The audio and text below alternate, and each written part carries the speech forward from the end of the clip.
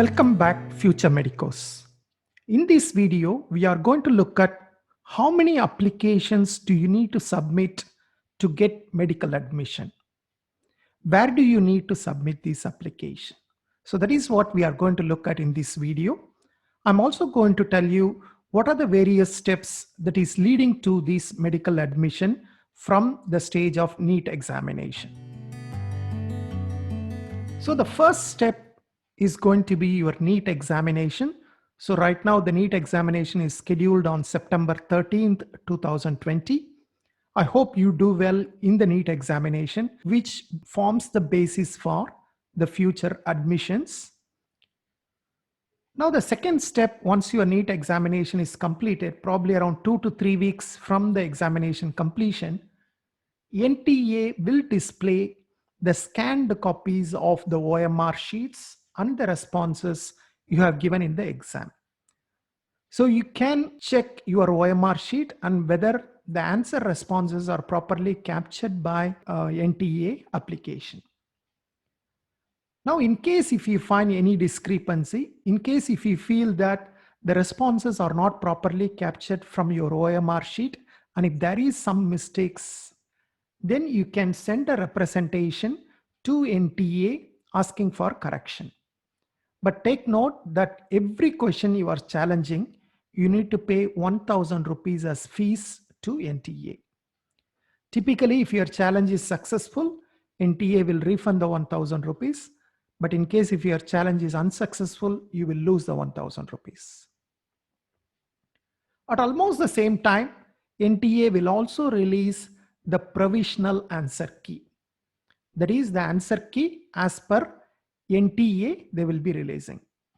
Now you can look at this answer key, and once again, if you are not convinced with the answer provided by NTA and you are confident that your answer is right and NTA's answer key is wrong, you can challenge NTA on the answers. Now to challenge this again, for every question or every answer you are challenging, you need to pay 1,000 rupees as fees to NTA. So you can challenge as many questions you want, but unfortunately you need to pay 1,000 rupees for every question. Once again, if NTA accepts your challenge, accepts that your answer and your justification is right, they might refund the 1,000 rupees. But in case if they don't accept your challenge, then they may not refund the 1,000 rupees. So after this exercise is completed, once the challenges are reviewed, then NTA will update the final answer key and they will release the results. Now, how the results will look like? This is how your scorecard will look like. Basically, when I say results, they will release the scorecard for each one of you.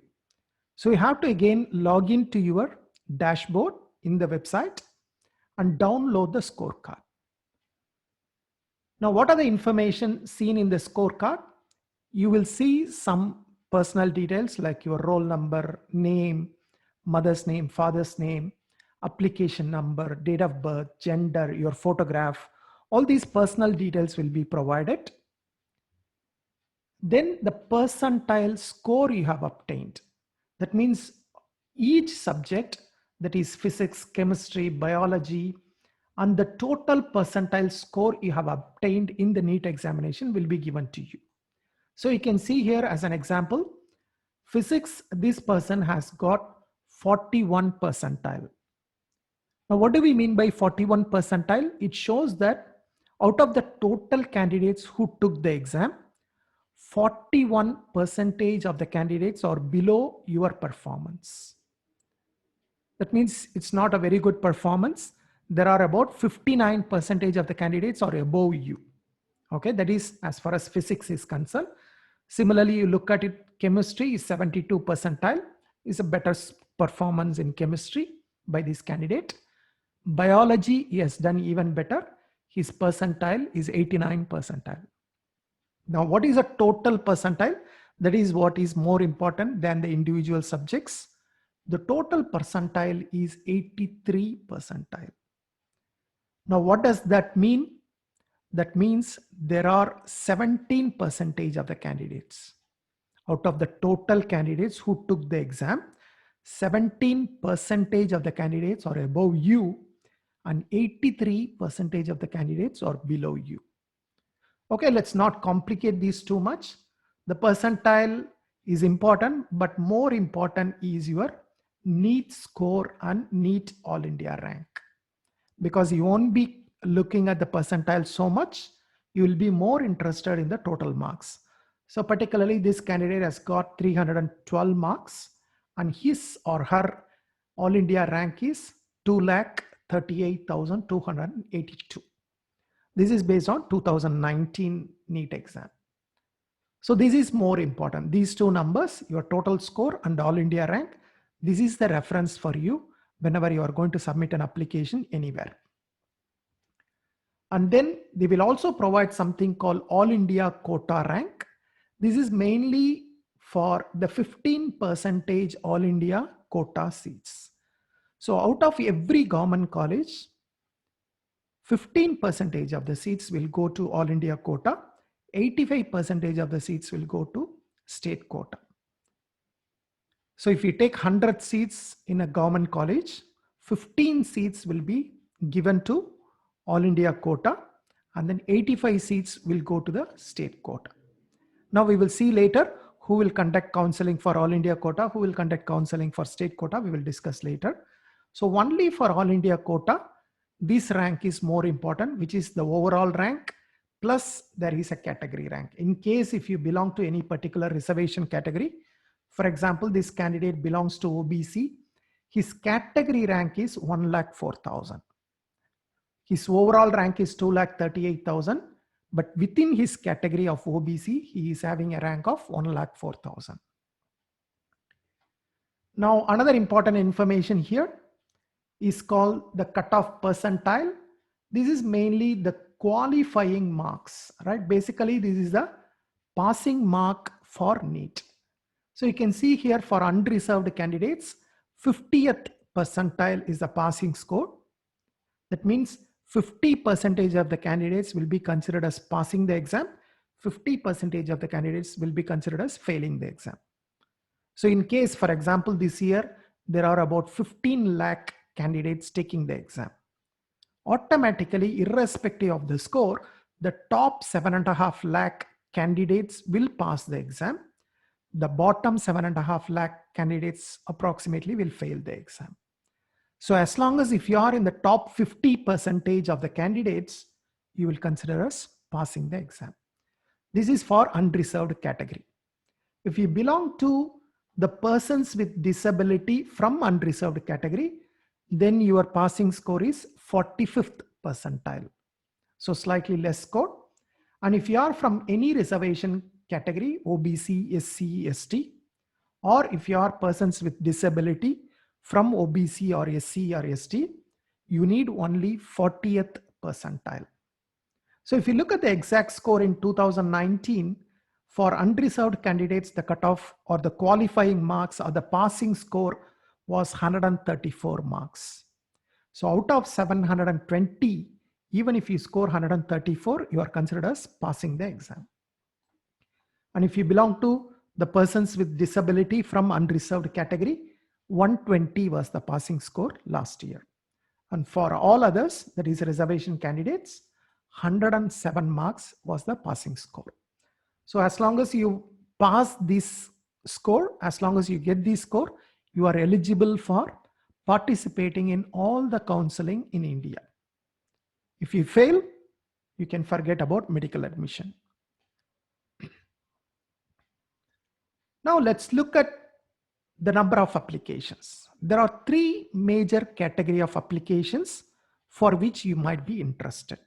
Not necessary, you must apply to all the three, but I will tell you what are the three major categories of applications for, and then you can decide which you are interested, and then you can choose either one category you can apply to two categories, or you can apply to all the three categories.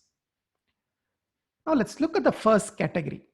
That is the counseling done by Medical Counseling Committee, which comes under the Directorate General of Health Services which comes under the Union Ministry of Health and Family Welfare. Now, the counseling done by Medical Counseling Committee includes the following seats or includes the following colleges. 15% All India quota seats. I explained earlier that every government college in India, except Jammu and Kashmir, they share the seats to central government. Let us take, for example, a college in Karnataka, a government college in Karnataka. So they will take 15% of their seat and surrender it to Medical Counseling Committee. So for example, they have 100 seats in the college. Now 15 seats will be surrendered to MCC. So MCC will collect 15% of seats from every state, and then they will form a group of or pool of seats. So these seats will roughly come to around, I believe, around 6,000 seats this year. So you can compete for these 6,000 seats if you apply to MCC. And what else MCC conducts counseling for? They also select the candidates for AFMC Pune, that is Armed Forces Medical College, the first stage selection. Of course, AFMC Pune is the only college that have 2 stages selection. The second stage selection, you need to go to AFMC campus. But for the first stage, you have to get through the selection by MCC. Then this year, we are also going to apply for AIIMS through MCC and also JIPMER. So we have about 15 colleges that comes under AIIMS and about 2 colleges that comes under JIPMER. So all these colleges are also expected to be coming under MCC counseling. And then there are central universities. There are a lot of central universities. In the subsequent slide, I will explain what are all the central universities you will be applying to. Then there are deemed universities across all the states. Like for example, KMC Manipal, PIMS Loni, Hamdard, Ramachandra Medical College in Chennai. So similarly, there are a lot of deemed universities across India, and around 40 plus deemed universities participate in the counseling by MCC. So for any seats in these deemed universities, whether it is management quota or NRI quota or minority quota, some deemed universities even have minority quota. So for all these seats, you need to participate in the counseling by MCC. And then finally, the ESIC, the ESI Corporation or IP quota, that is insured persons quota, that counseling is also done by MCC. Once again, ESIC colleges across India, the IP quota admission or IP quota counseling happens by MCC. So these are the various colleges for which you need to submit only one application. So a single online registration will help you to participate in all of these colleges. Only thing, you need to give the ranking, which college you want first, which college you want second, which college you want third. The choices you need to choose, but registration is a single registration. And single counseling, of course, there are few rounds, but one counseling will cover all these colleges. So if you are scoring very low and if you are only aiming at deemed universities, then you have to apply to MCC. If you are scoring extremely higher and if you are targeting colleges like Maulana Azad Medical College, then probably you should participate in the 15% All India quota seats by MCC. Now let us look at the various central universities. What are the central universities? First, Delhi University participates in MCC counseling. They surrender 100% of the seats to MCC, which includes 15% All India quota and 85% Delhi quota. So for this Delhi quota, only Delhi candidates can apply, but the counseling is done by MCC. Delhi University includes Lady Hardinge Medical College, UCMS, and Maulana Azad Medical College. So if you are interested in these colleges, you should apply to MCC. Even if you are a Delhi state candidate, don't forget that you have to apply to MCC. Then Vardhman Mahavir Medical College and Safdarjung Medical Hospital. Once again, 100% of these seats, the counseling is done by MCC. Aligarh Muslim University, once again, 100% of the seats are done by MCC, which includes 50% open category and 50% institutional reservation. Banaras Hindu University, again 100% of the seats is filled by MCC. Faculty of Dentistry, Jamia Millia Islamia, Delhi. Once again, 100% of seats, that is open seats and internal reservation, is filled by MCC. So these are some of the central universities or central institutes that participate in the counseling by MCC. Now let us look at the second category. The first category is counseling by MCC. Let us look at the second category, which is mainly the counseling by your own state authority.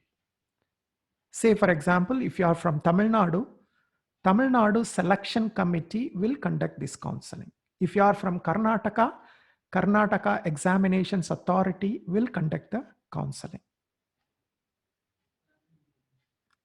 Now in this counseling, you will be participating for counseling under 85% state quota seats in government colleges. So 15% All India quota is filled by MCC, while 85% seats in government colleges are filled by your own state. Only candidates from your own state can participate in this application. Other state candidates cannot participate here. Then all the seats under private self-financing colleges. This is not including deemed universities, right? Deemed universities are filled by MCC, whereas the private self-financing medical colleges that come under the state medical university will be filled by your state authority. Now, what kind of seats? You will have government quota seats, which typically only your own state candidates can apply. And then the management quota seats and NRI seats. So all these you have to submit one application or sometimes two applications. Many states require only one application to participate in all these seats in your state, whereas some states like Tamil Nadu normally calls for two applications. One application for government colleges and government quota seats in private colleges, and one application will cover management quota seats and NRI seats. So depending on your state, you may need to submit one application or two applications for your own state. And then the third category of application, counseling by other state authorities. Say for example, if you are from Tamil Nadu, but you are interested in a private college in Karnataka, then you need to submit a separate application. If you are interested in private colleges in Puducherry, you need to submit a separate application. If you are interested in a private college in Andhra Pradesh or Telangana or Kerala, you need to submit separate applications to each of these state authorities. Now, what are the seats covered under this category? Basically, you can apply only to private self-financing colleges. You are not allowed to apply to government colleges in any other state. Within your state, you can apply to government colleges, but when it comes to other state, you are not eligible for government college seats or government quota seats in private colleges. Then what you are eligible? You are eligible for management quota seats and NRI seats. These are the two categories you might be able to apply. And in very few states, there are also certain NRI seats in government colleges. Like for example, I think Punjab, there are some NRI seats. I think Puducherry have some NRI seats. Similarly, there will be few states which will be offering NRI seats in government colleges to candidates from other states. Take note, one application is needed for each state of your interest.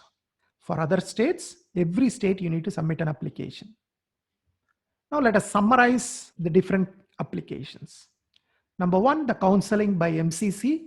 You need to submit only one application, or you need to do registration only once, which covers various category of seats, including all India quota seats, AFMC, AIMS, JIPMER, Central Universities, deemed universities, and ESIC quota.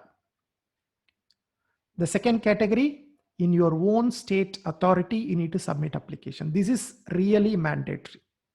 I think you must apply this, because this is where you have very high chance of getting a good college. Either you need to submit one application or two applications depending on your state. Many states might need only one application. Some states might need two applications. Once again, if you are not interested in management quota, then you do not need to submit the second application. So look at your state and see how many applications they do need. And then finally, by other state authorities, how many applications, it depends on your requirement. If you are interested only in Karnataka, then just submit one application. If you are interested in Karnataka and Andhra Pradesh, submit two applications. If you are interested in Karnataka, Kerala, Andhra Pradesh, submit 3 applications. So it depends on how many states you are interested and how many states you want to apply. So these are the number of applications you need to submit. And these applications will be called for at different times, mainly after the NEET results. But some states might call even before the NEET results are out. So I want you to closely watch the news, closely watch my channel. If you have not subscribed yet, I kindly request you to subscribe so that you don't miss any information. So I hope this information is useful to you. If you have any particular question, if you want me to elaborate on anything in particular, please leave a comment and I will address your comment in the subsequent videos. Thank you very much. I hope to see you in some other video soon. Until then, take care. Bye-bye.